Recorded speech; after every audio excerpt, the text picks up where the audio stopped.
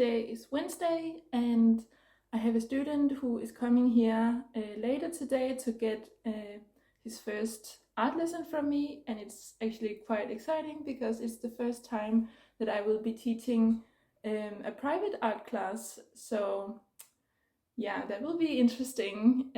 I have to clean up the space before he comes, and then I have a little bit of painting time.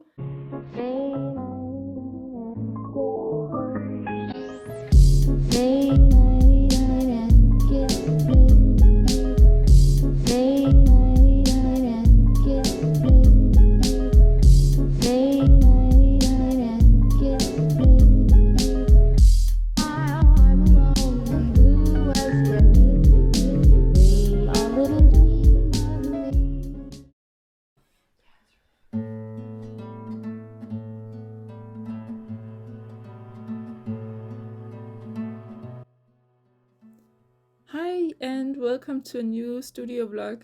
My name is Celina. I'm a Danish artist. In this month I was mostly busy with getting ready for my exhibition in April.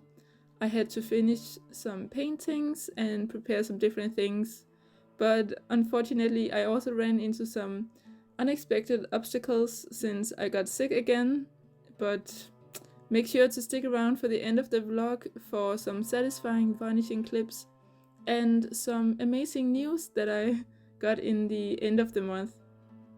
I didn't film anything in the first week of March because I was too depressed about the war in Ukraine, and it just felt wrong to talk about anything else or to even think of anything else.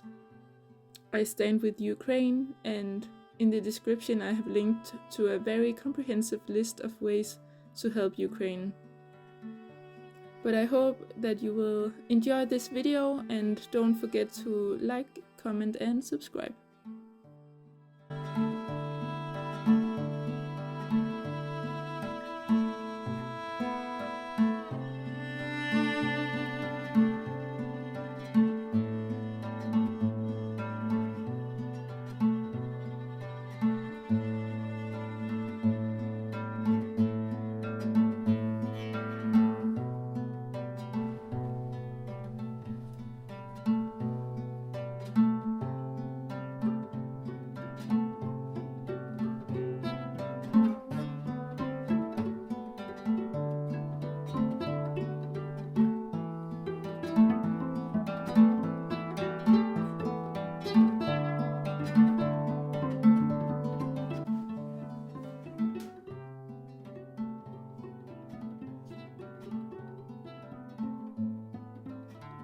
Something interesting actually happened last night. While I was sleeping, I had a lucid dream, and if you don't know what that is, it's when you kind of wake up in your dream. You realize that you are dreaming, and it has only happened for me once before. Of what I can remember. So, and for a long time I really wanted to experience it again, and I have been researching ways to make it happen, although I haven't actually done a lot to do it. But last night it kind of happened for me. I was having a dream about getting ready for some event in an event place here in my city that I know, and I was putting up a lot of tables for something. It was an event for elderly people, and for some reason I was making the place ready for it, and then this thought popped into my head that I had this dream before, and that made me realize that, oh, am I in a dream? I asked myself, and I realized that yes, I was actually in a dream.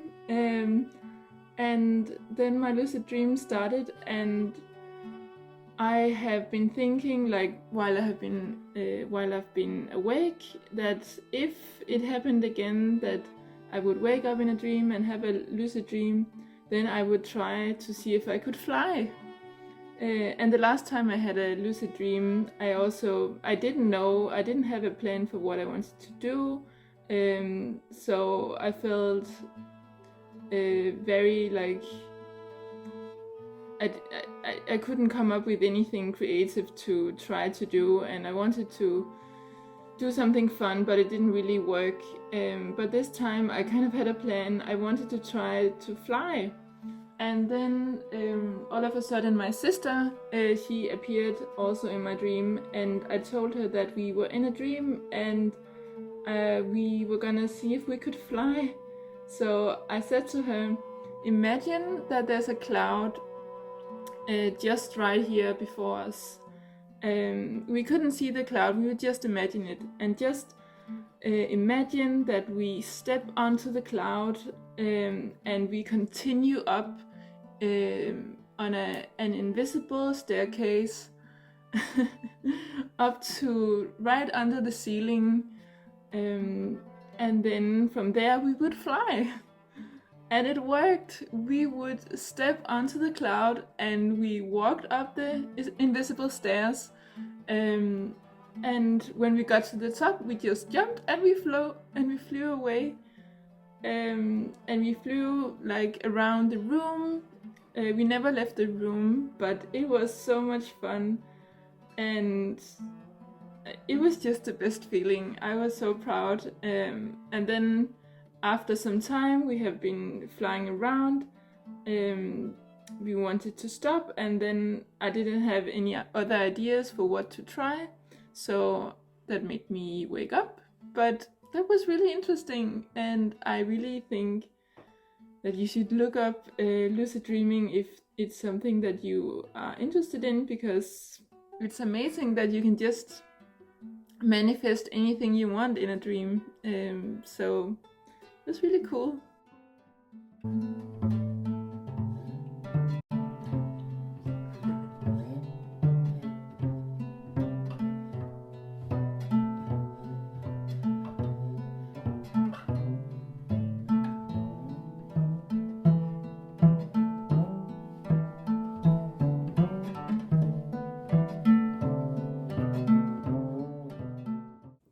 It's Friday today, and it's time to finish the last painting of this collection.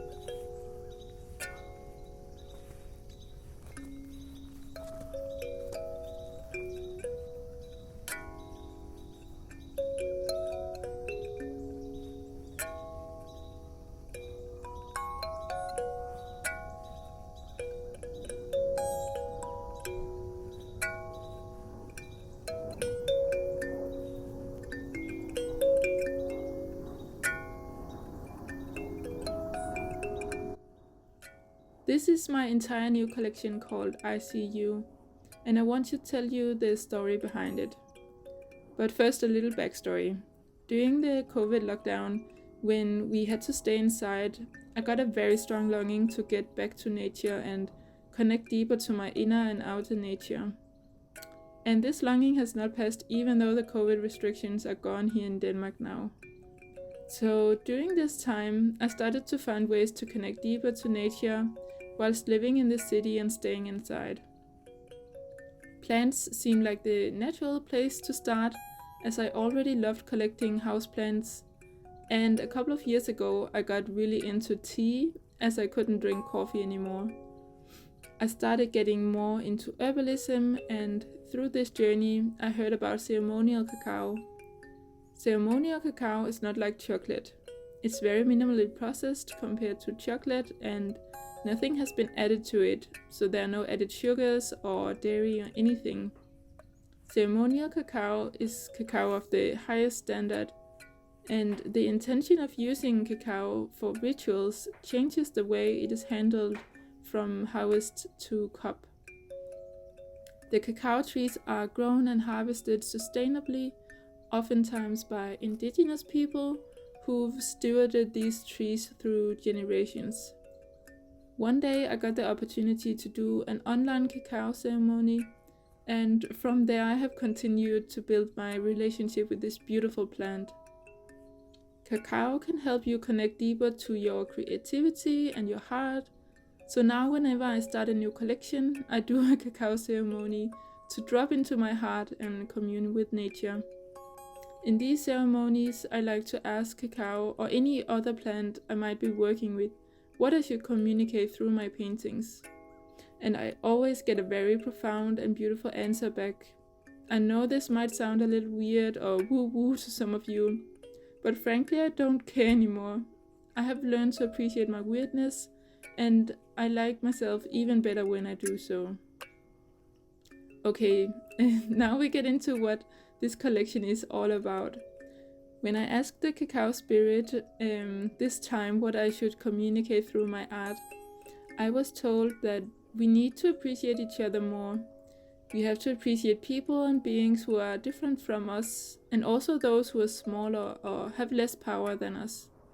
Each of us have a unique power and ability to influence those around us, and it's important to recognize this ability as a responsibility to help those who have less power or whose voice is being disregarded. We have to recognize that we all play an important part in our ecosystem, even the little flies swarming around your lights on the porch, the fungi your dog sniffs in the forest, the ladybug that lands on your finger while you were taking a nap in the sun, but also the people who live deep in the jungles who are stewards of the lungs of our world.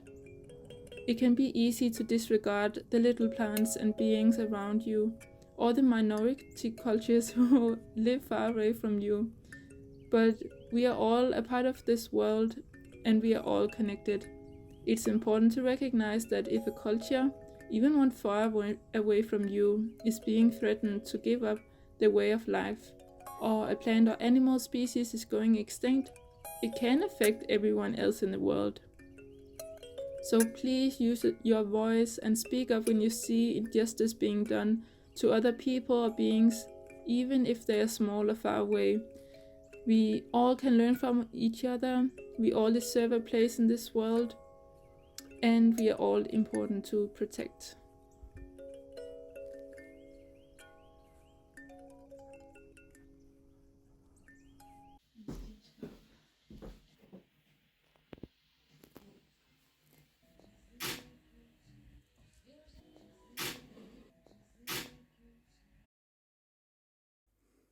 Good morning. Today is Thursday, and it's actually been a couple of weeks since I've talked to the camera, but I guess for you it's just been a second.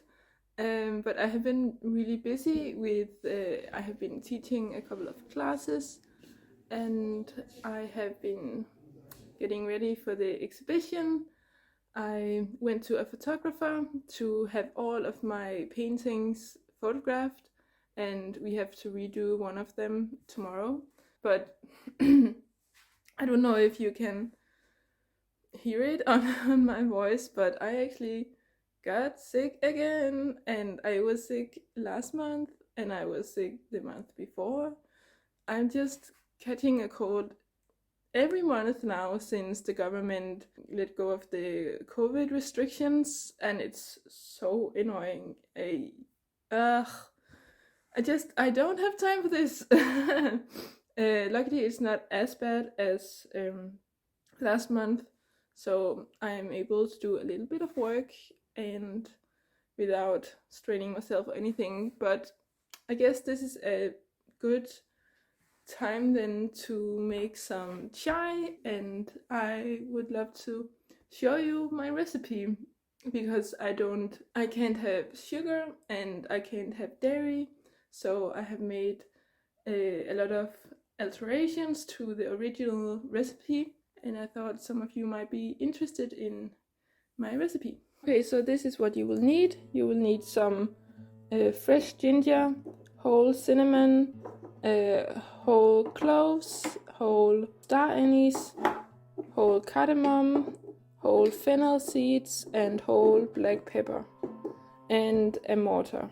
This is about generally how much I use, and the way that I make it is that I grind up the cinnamon, the cardamom, the star anise, and then I put the cinnamon, cardamom, star anise, cloves, and pepper in a pot without water, and then I just fry it a little bit until you can really smell it very strongly, and then I pour about a liter of water in the pot with the rest of the ingredients, so the fennel and the ginger that I will chop up very finely, and then I let it simmer for between an hour and 4 hours. Then I'll show you what I do with it afterwards.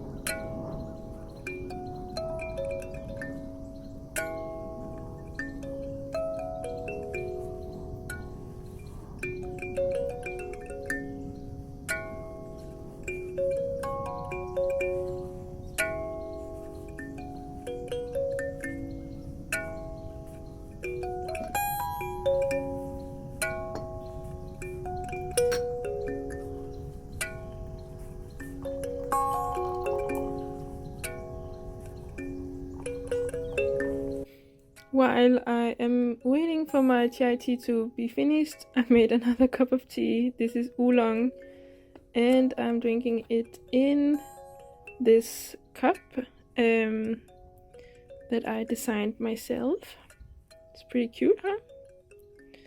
And I'm also editing a video. This is going to be a video about my best portrait painting tips, and I am planning to have it up before this video, so you can look for it if you are interested in that. It will be a semi-real-time demonstration of how I made the final layer of this portrait painting right here.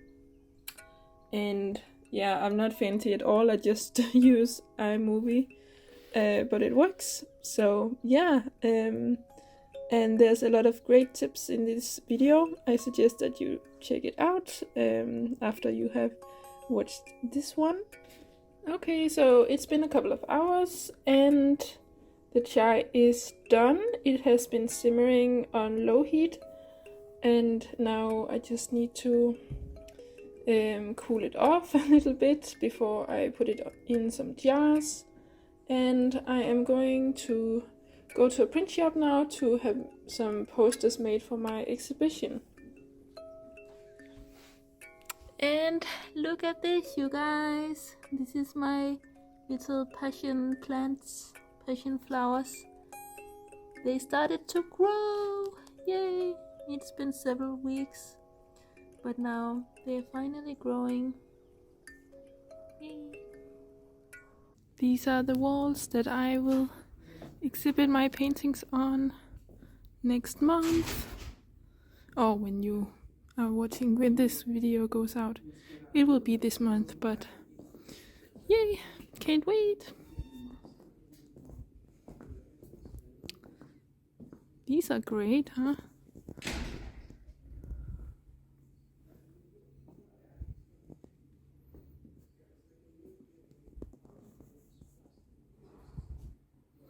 And over there is the print shop. This is like a culture space, cultural center or something. The print shop was closed. We have to come back another day next week. Ugh. Okay, so that was a little annoying that the print shop was closed.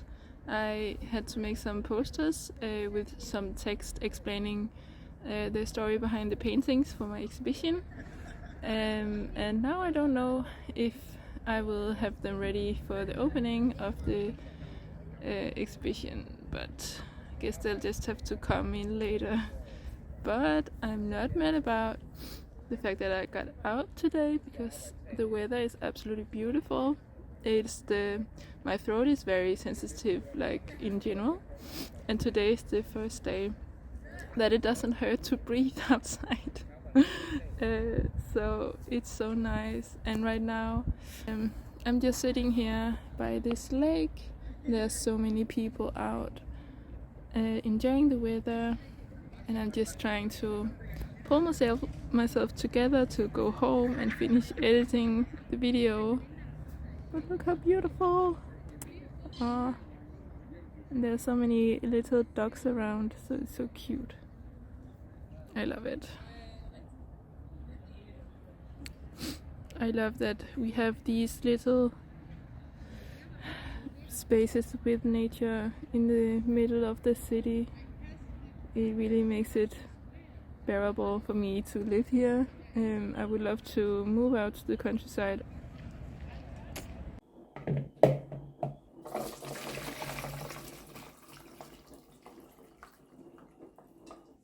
So this is the final tea, or actually I don't have any black tea currently, but normally after this has been simmering on the pot for a couple of hours, I turn off the heat and then I put about 2 tablespoons of pure black tea in it, and I just steep the tea for a couple of minutes, and then you can pour the tea into glasses like this in the fridge for up to 5 days. And what I do when I want a cup of chai, I just fill this cup halfway with the chai mix, and then for the other half I put this rice milk in. And this is just pour unsweetened rice milk. Rice milk is naturally sweet. I don't have a lot of experience with the other kinds of plant milk, but I know that rice milk is one of the sweetest ones, so that's why I'm using it for this chai. So you don't have to use any sugar. This is very sweet actually. And then I just usually take a sip before I heat it up on the stove. And you can also put a couple of slices of fresh ginger or a cinnamon stick for some extra spice in it if you want. But yeah, this is the whole thing. It's very delicious and easy. Now that I have made this already, I can just store it in the fridge for a couple of days and have some chai whenever I want. Okay, I just woke up and I want to show you something quite surprising. It's snowing. And it's April in less than a week. This is not normal. But it's so pretty. I like snow, just not in the spring.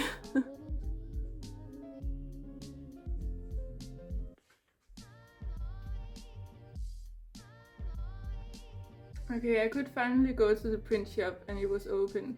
and I had some prints made for my exhibition with like the story behind the collections. And I also went to the grocery store because I needed some food. Look at this! They had these amazing big herbs.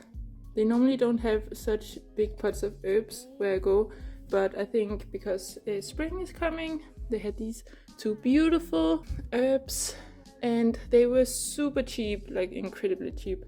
This is rosemary and this is some citrus thyme and it smells divine. And I really want to be a good herb mom, but I think I usually kind of kill my herbs, but I really want to do my best to keep these alive. So yeah, if you have any tips, please let me know. But I will also show you the posters I had made. This one is for my new collection ICU, and then I have the Danish and the English description of the collection and a picture. And this is my other collection that I also exhibit, that is called Never Alone, and again the Danish and the English description. So yeah, I think they turned up really, really good, and I'm so excited. Yay!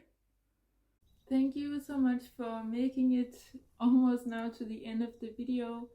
I can't believe that I got sick again this month, but luckily I feel much better now and I feel like myself again.